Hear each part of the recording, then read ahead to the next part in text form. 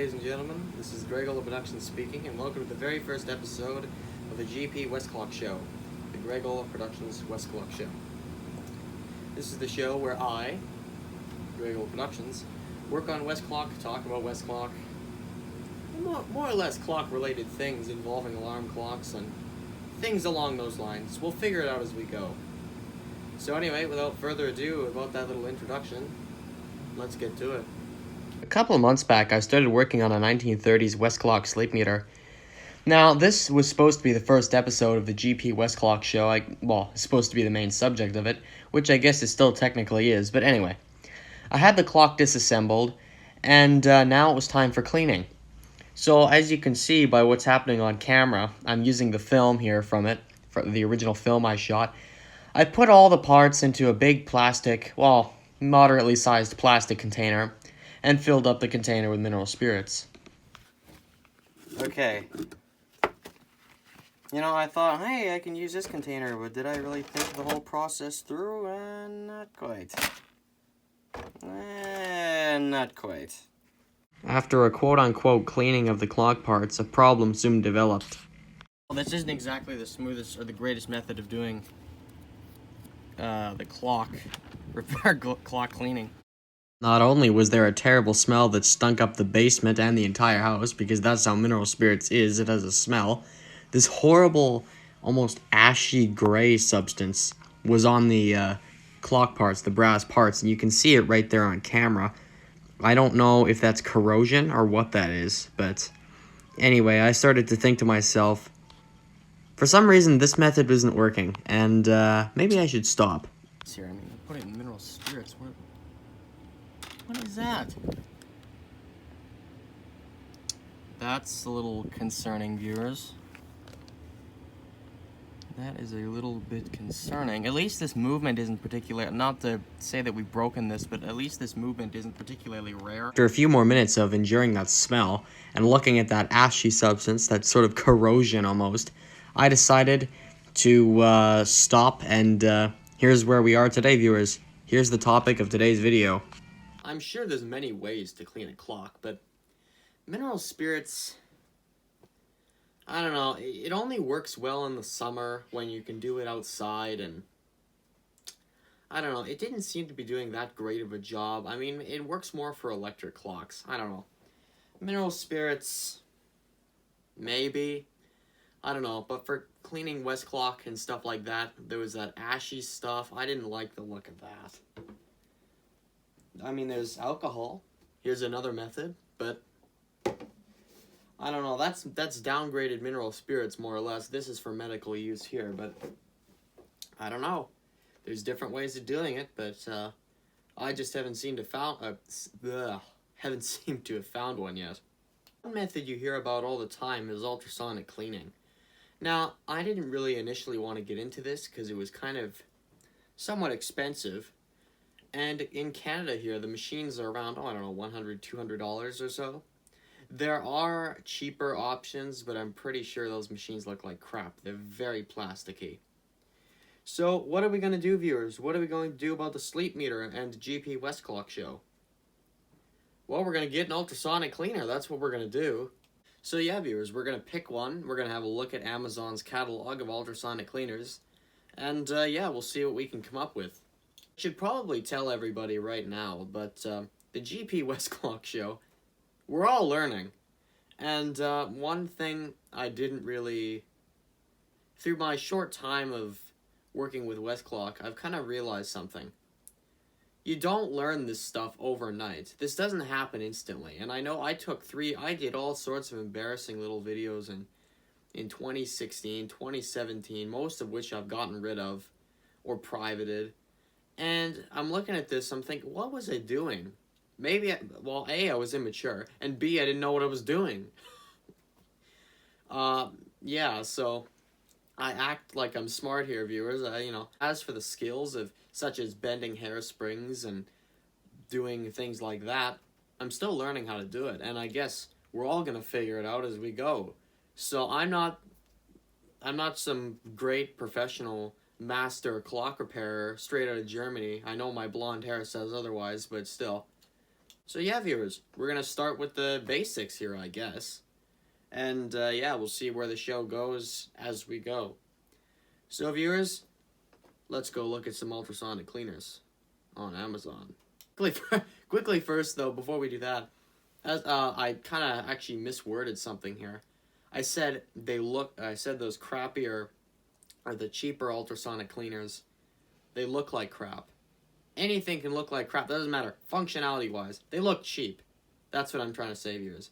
Those ones that are $59 and or $40 or whatever, they're small, they're plasticky, and they look very cheap. I don't want something that's going to last me 2.5 weeks. By Amazon, you may ask? I don't know where else to get. I mean, I could go with eBay or something like that. I don't really like using eBay or any of those kind of places. I don't know. I'd rather use Amazon, to tell you the truth. If you've got a store near you that's selling ultrasonic cleaners, go there. Don't bother with this nonsense unless it's like some cheap thing. Before we do anything, we should probably have a look at some ultrasonic cleaning research here. Now I've got this playlist in the description, so you can have a look through these videos. There's only 5 on this playlist right now. There might be more videos added to this, but these are made by a bunch of different people. And yeah, I'm sure there's more ultrasonic cleaning videos than this, but still, I don't know. We'll base our choice off these 5 videos here to start with, and we'll see if anything else comes up as we go. So yeah, pause the video, and you should probably have a look through this first, and do some of your own research as well. So one here has already caught my eye, and this is the COZ 6-liter professional ultrasonic cleaner with digital heater and timer, and they got the timers and everything, and all the different little goodies you need. And what is this? 68, let me see the temperatures here. 68 to 140 degrees Fahrenheit. 68 degrees Fahrenheit is 20 degrees Celsius. And let's do 140 quick. Oh, that's 60 degrees Celsius. I don't think I'll be needing to go much higher than that. I don't know where I'd even, you know, how hot do you need it, really?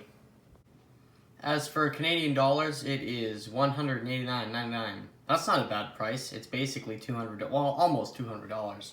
That's not a bad price. And there, of course, is all you get with it. You get the basket, the cord, and I think that's the instructions down there. I don't know what that is. And the ultrasonic cleaner itself.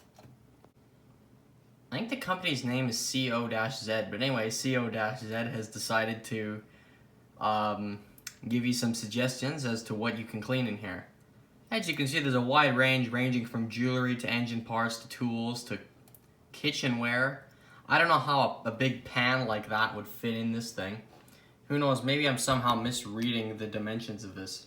Looking at Amazon's front page for ultrasonic cleaners, when you look at them all, they're all by CO-Z. Even this kind of cheap looking one here. And this other cheap one, there's more than one cheap one. I want to get one like that. Or, you know, one of the steel ones. I don't want a plastic one. That seems like a recipe for disaster, if you ask me. Let me see, who's this one by? The thing that's interesting, see, they got Dareflow, that's Dareflow. The thing about this, they all look the same. All the ultrasonic cleaners, obviously there's differences, but they all seem to have the same sort of design going on. It's just a steel tub with electronics in it. And I won't be going with this. I don't need those rubber gloves, I don't think. I don't know what those gloves are before. Let me just read what this says here. 200 watt, yep. Save your time, yes. Yep. I don't know what the point of the gloves are, but maybe there's some sort of thing here. What the heck is? Oh, this is one of the small ones. Oh, that completely threw me off. That's one of the small. I didn't see how big. Well, I guess it's 2 liters. Think, Greg. Think. I don't know. I'd personally like doing this in a store because then I can see for myself how big these are. I mean, this one here is 15 liters. Huh. $275. 15 liters. That's not a bad one. Let's have a look at that. That's one of the bigger and wider ones. Let's see this. Okay, this is by CO-Z once again. And it's more or less the same as before, except for the dimensions. I might go with this one. As for the one I'm gonna pick, I think this is the one to go with. Hold on, everybody. Hold on a minute. There's another one from our friends over at COZ. This one's a little bit less expensive, and it's a bit smaller. This one is not 15 liters, and it's kind of wider, and that's what I want. I want a bit of a wider one so I can put all sorts of things in there. I don't know if I'd be working on. I don't know if I'd put a gramophone motor in there just for the sake of the ultrasonic cleaner, not the motor. Because you know how dirty phonograph motors get. Holy crap. Yeah, this would be more for clock use, and I think, how tall is this thing? Where is the size at?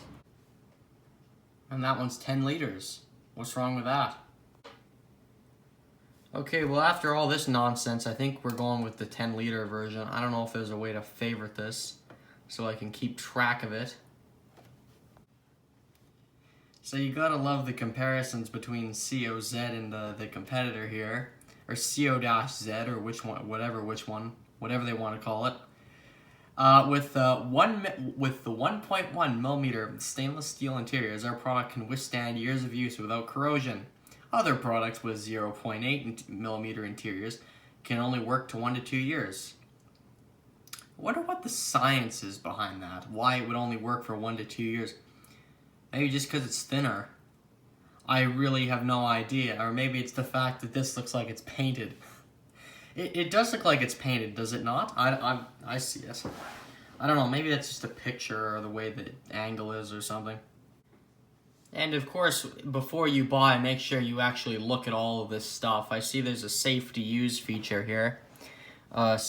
Dual fuse protection, prevent burnout, turning on-off cleaner frequently is not recommended. Don't be stupid with your ultrasonic cleaner, viewers. Don't flip it on and off. In event of fuse damage, please change one, to get the machine. Okay, so yeah, don't be an idiot with the fuse. And confident per 1 year limited free exchange if defective. I wonder if you have to pay for shipping to ship it back there. I wonder, huh? It makes you wonder. Where is it coming from? The US? China? I don't know where Amazon has this right now, but we're shipping to Canada, so I don't know where this thing's going. But anyway, or where it's coming from. Not where it's going. Strong cleaning solution. That's another thing.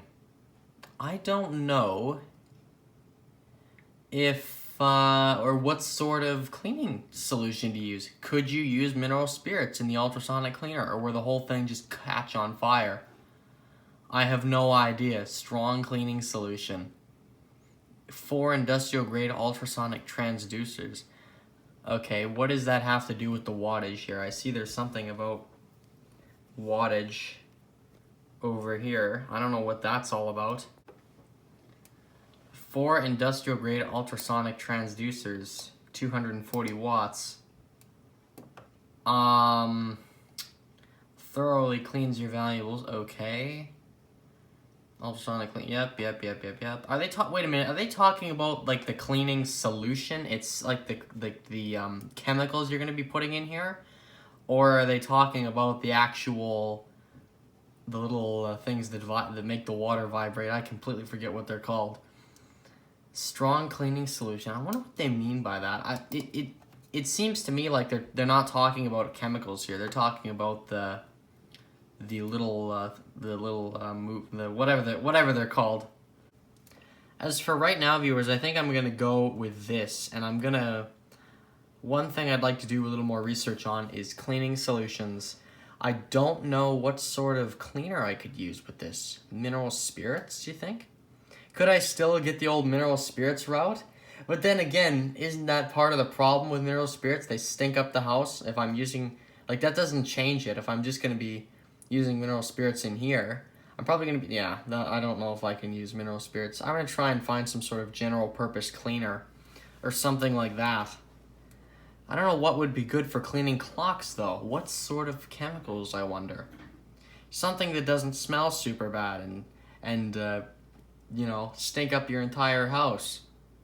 So with the machine potentially chosen, I don't know, I may make a last minute switch out, but it seems right now I'm gonna go with a 10 liter. With that chosen, now it's time to look at some cleaning solutions.